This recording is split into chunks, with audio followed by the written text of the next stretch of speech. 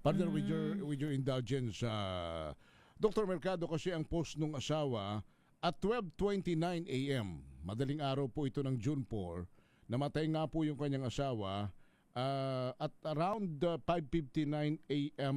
Na-admit. Ano po? Sinasabi niya po rito, a few hours later after Marvin was brought to the morgue, I went to the billing section at around 6 a.m. to request a copy of our hospital bill. In less than 24 hours, the charges had already reached approximately 200,000. I then went to PhilHealth hoping to receive assistance and reduce the burden of the bill.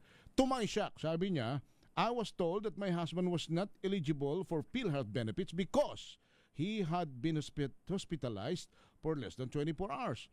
My husband has just died. How could he not be eligible? Sir, ano po ba ang ano paliwanag po dito ng PhilHealth? Sige po.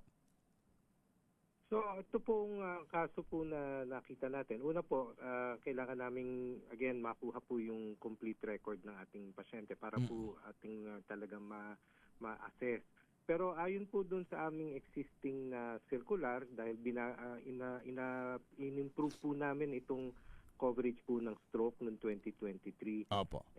Meron pong coverage kapag ang isang pasyente po ay sa kasawing palad nga po ay hindi tumigil o hindi umabot ng 24 hours na naka-confine sa isang hospital.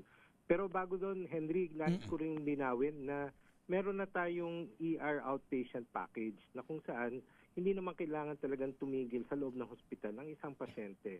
Kung ma-tide over or kumbaga gumanda na ang pakiramdam at mapauwi. So itong mga na-admit, ibig sabihin nito either mas malala at kailangan ng mas matagalang gamutan sa loob ng hospital.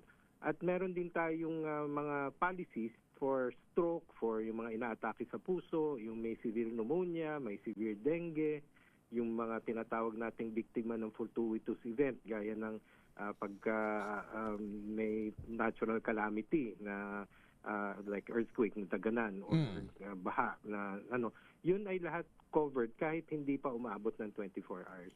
So yun yung aming tinitingnan kung bakit ganun nga ang nangyari at ano ang basihan ng pagsasabi na hindi covered yung case kasi hindi umabot ng 24 hours. So kailangan naming tingnan, pero kami po ay lumapit na sa patient, sa ating na asawa po ng ating namayapang pasyente at sabi po namin kami na po ang mag-aasikaso para kunin po itong mga detalyeng ito at kami po ang magpoproseso para po maibigay namin yung karampatang benepisyo na dapat pong nakuha.